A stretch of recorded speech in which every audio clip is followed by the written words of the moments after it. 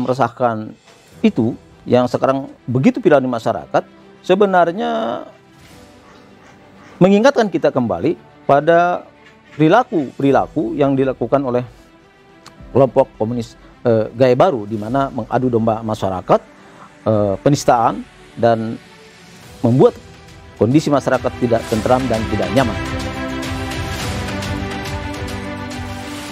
Hari-hari ini dihebohkan oleh tweetan mantan politisi Partai Demokrat yang juga pegiat media sosial, Ferdinand Huta Heian. Cuitannya pada 4 Januari 2022 berbunyi, "Kasihan sekali Allahmu, ternyata lemah harus dibela. Kalau aku sih, Allahku luar biasa, maha segalanya.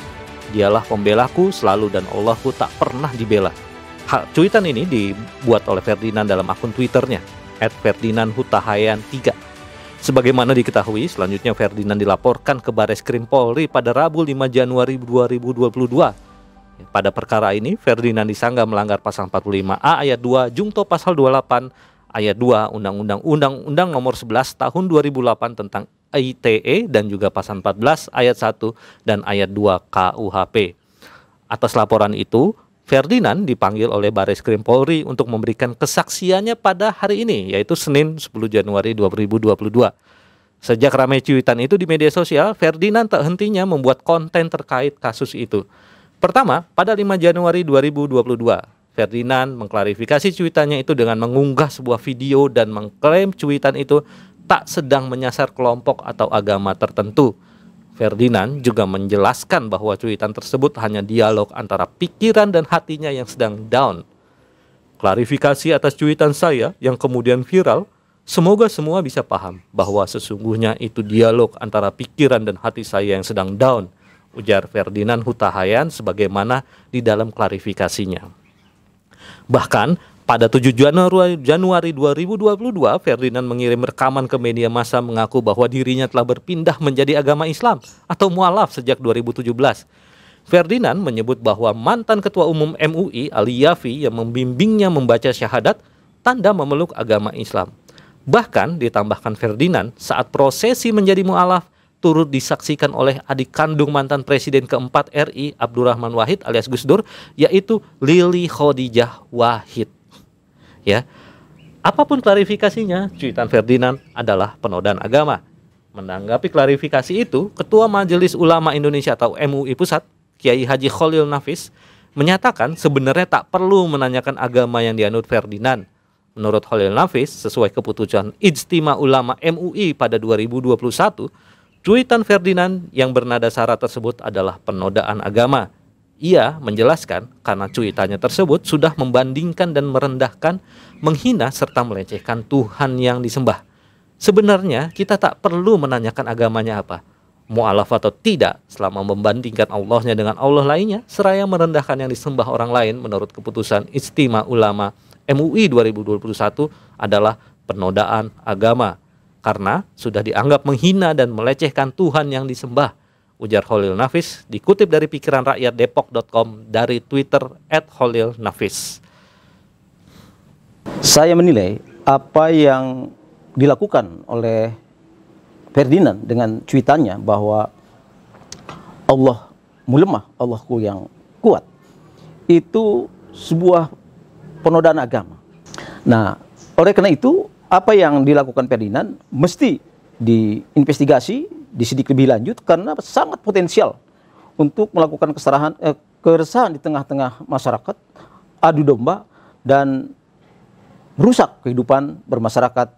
Apa yang dilakukan yang telah meresahkan itu, yang sekarang begitu viral di masyarakat, sebenarnya mengingatkan kita kembali pada perilaku yang dilakukan oleh kelompok komunis gaya baru, di mana mengadu domba masyarakat, penistaan, dan membuat kondisi masyarakat tidak tentram dan tidak nyaman. Dan hal itu pun dibenarkan atau tidak, setidaknya diamini oleh Ketua Pengurus Gerakan Pemuda Ansor, Lukman Hakim, menyebut cuitan Ferdinand itu berpotensi menimbulkan keonaran dan permusuhan bernuansa agama, serta mengganggu keamanan dan ketertiban masyarakat, kata Lukman Hakim Jumat 7 Januari 2022, sebagaimana dilansir dari Sindo News. Maka itu dia berharap polisi bertindak tegas dengan memproses cuitan Ferdinand sampai tuntas. Sebab sudah ada beberapa pihak yang melaporkan Ferdinand ke polisi. Nah, Brigjen TNI Cahyo Suryo Putro mengingatkan bahwa komunis gaya baru itu ada. Dalam arahannya yang dibacakan oleh Kasrem 091, ASN Kolonel Infantri Triyono mengatakan, bahaya paham komunis merupakan bahaya yang laten, yang tidak akan pernah mati. Komunisme, lanjut Danrem, hanya berubah bentuk dan akan terus berkembang dengan gaya baru mengikuti perkembangan zaman. Komunisme gaya baru adalah gerakan komunis yang telah meninggalkan gaya murni. Dulu gerakan menggunakan kekerasan, kini dan menggunakan agama, media, gerakan politik, sosial, dan adu domba untuk mencapai tujuannya. Kata Danrem 091 ASN Brigjen TNI Cahyo Suryo Putro dalam keterangan resmi sebagaimana dikutip dari FIFA Militer Rabu 8 Desember 2021. Nah, berita ini selain apa yang disampaikan oleh Ketua GP Ansor maupun Danrem 091, politikus senior Amin Rais mengatakan semenjak dulu Islam beserta holocaustnya berdiri dalam keadaan teratur dan aman. Dari dulu Islam beserta berbagai holocaustnya di dalamnya adalah hal yang ajak, tulis Amin Rais di akun Twitternya Kamis 9 Juli 2020. Kemudian beliau mengatakan muncul paham komunis yang mengadu domba Islam dengan holocaustnya hingga terjadi perpecahan di tengah umat. Sebab PKI melihat holocaust itu sebagai peluang untuk adu domba. Hanya PKI beserta anasir-anasirnya saja yang melihat itu sebagai peluang untuk adu domba, ujar Amin Rais. Tadi sudah menyimak pendapat dari para halayak, bahkan politisi, tentang bahaya komunis gaya baru. Telah begitu jelas, begitu gamblang disampaikan dengan rinci. Dan tentu ini terjadi di tengah-tengah masyarakat. Oleh karena itu, tinggal bagaimana halayak melihat apakah kondisi yang disampaikan oleh para ahli dan kenyataan di lapangan sama tentang komunis gaya baru itu kembali berpulang kepada halayak sekalian.